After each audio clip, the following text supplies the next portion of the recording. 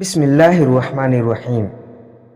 جب حکم الہی نازل ہوا کہ تم کو جو کچھ حکم دیا گیا ہے اسے کھول کر سناؤ، اس حکم کے نازل ہونے پر آپ صلی اللہ علیہ وسلم کوہ صفا پر چڑھ گئے اور بلند آواز سے ایک ایک قبیلہ کا نام لے لے کر بلانا شروع کیا۔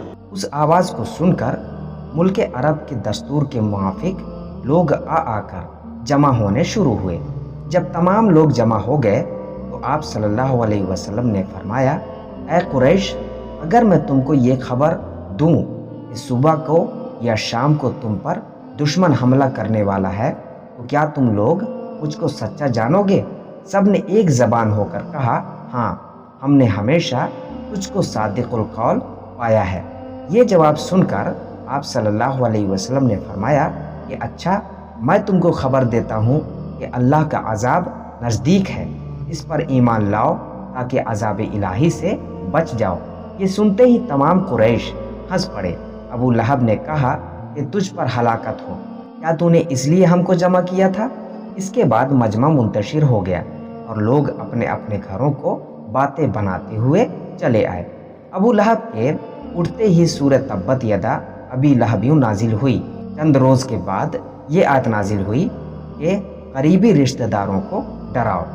آپ صلی اللہ علیہ وسلم نے حضرت علی رضی اللہ تعالی عنہ کو حکم دیا کہ ایک ضیافت کا انتظام کرو۔ چنانچہ انہوں نے ضیافت کا انتظام کیا اور آپ صلی اللہ علیہ وسلم نے اپنے قریبی رشتہ داروں کو دعوت دی۔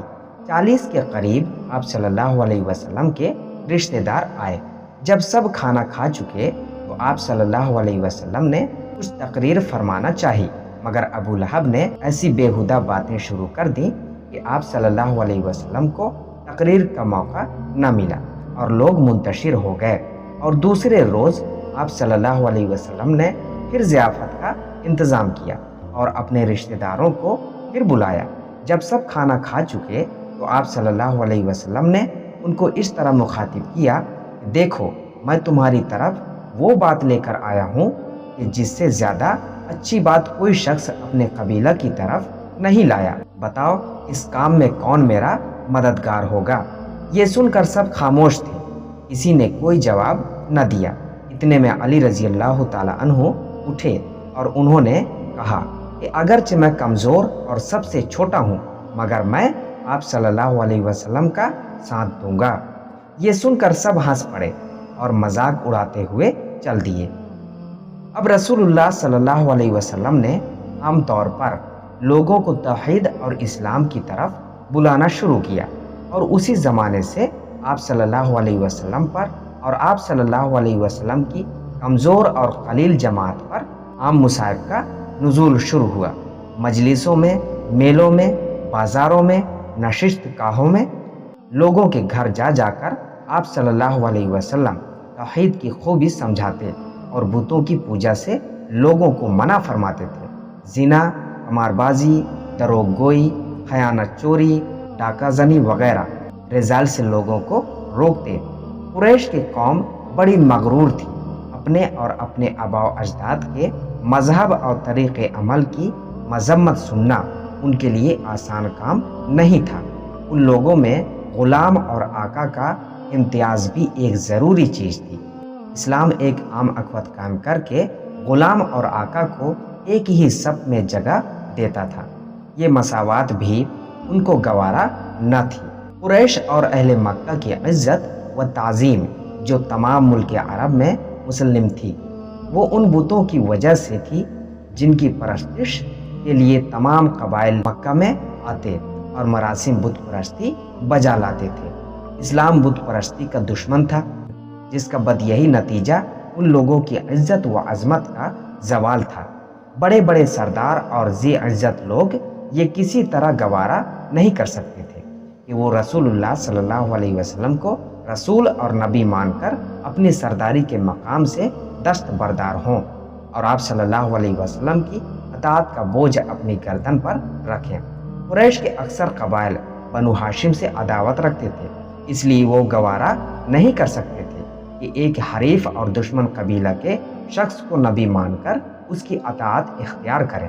اس اعلانیہ تبلیغ کا نتیجہ یہ ہوا کہ تمام قریش مخالفت پر مشتعد اور درپے استحصال ہو گئے۔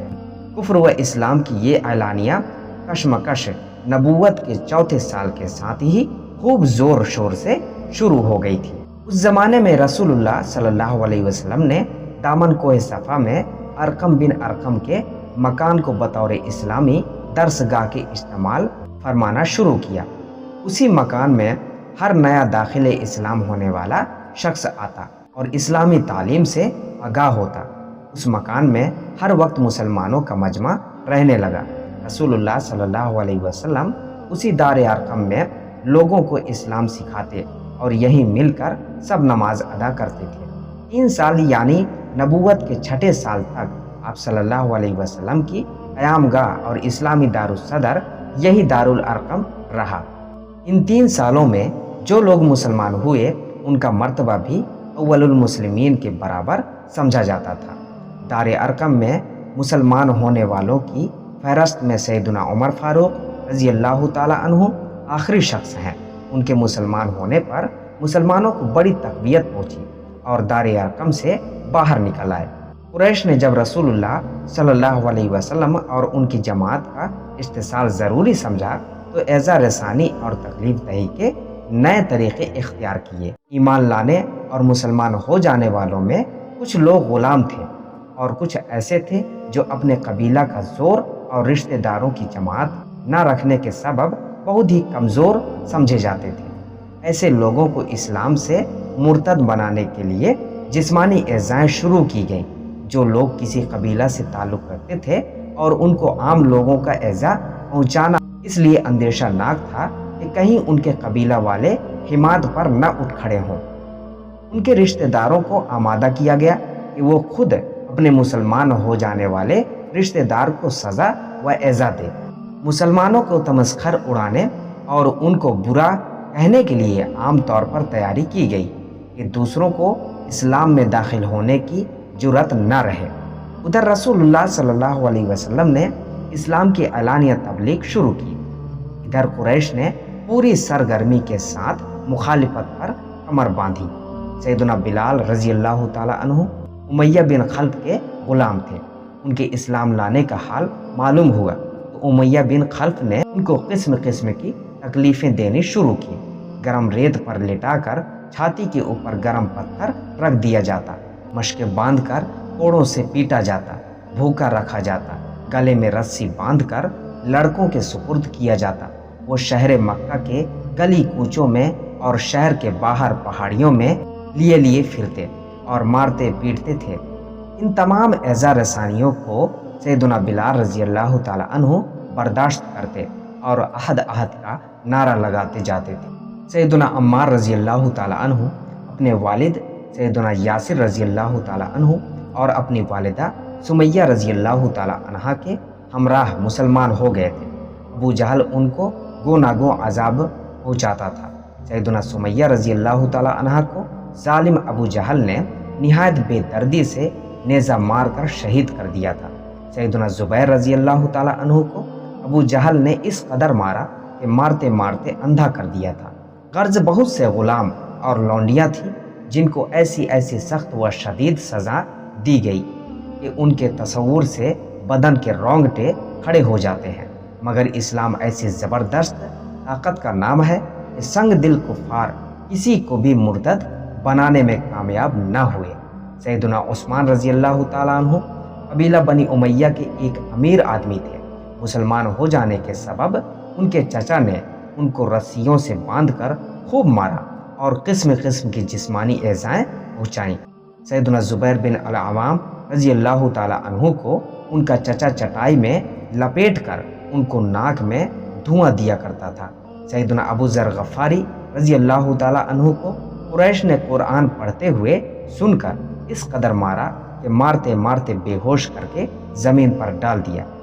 قریب تھا کہ وہ ان کو جان سے مار ڈالتے، مگر سیدنا عباس رضی اللہ تعالیٰ عنہ نے قریش کو یہ کہہ کر روکا کہ اس شخص کا قبیلہ بنو غفار تمہارے تجارتی قافلوں کے راستوں میں آباد ہے، وہ تمہارے ناک میں دم کر دیں گے۔ سیدنا عبداللہ بن مسعود रज़ी अल्लाह ताला अन्हु को भी इसी तरह सहमे काबा में मारते मारते बेहोश कर दिया।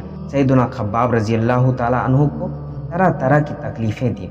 एक मर्तबा खूब दहकते हुए अंगारे ज़मीन पर बिछाकर उनको उन अंगारों पर चित लेटा दिया और एक शख्स उनकी छाती पर बैठ गया कि करवट न बदल सके। उनकी कमर की तमाम खाल और गोश्त जलकर कबाब हो गया। बाद सहाबा रज़ी अल्लाह अन्हुम अजमईन को गाय या ऊँट के कच्चे चमड़े में लपेटकर और बांध कर डाल देते। बास को लोहे की जरा पहनाकर जलती हुई आग और जलते हुए अंगारों में डाल देते थे। रसूलुल्लाह सल्लल्लाहु अलैहि वसल्लम एक मर्तबा खाना काबा में नमाज पढ़ रहे थे कि उक़बा बिन अबी मुआइद ने आप सल्लल्लाहु अलैहि वसल्लम के गले में चादर डालकर इस कदर ऐठा कि आप सल्लल्लाहु अलैहि वसल्लम का दम रुकने लगा। सैयदना अबू बकर सिद्दीक़ रज़ी अल्लाह ताला अन्हु को खबर हुई तो आप रज़ी अल्लाह ताला अन्हु दौड़ते हुए आए। आप रज़ी अल्लाह ताला अन्हु को उसके शर से बचाया और कुरैश से मुखातिब होकर कहा, क्या तुम इस शख्स को इसलिए कत्ल करते हो कि वो कहता है कि मेरा रब अल्लाह है। तो मेरे दोस्तों, ये मुख्तसर सा वाक़या, अब इसके आगे का वाक़या हम अगली वीडियो में इंशाअल्लाह ताला बयान करेंगे। तब तक के लिए दुआ की दरख्वास्त के साथ अल्लाह हाफ़िज़।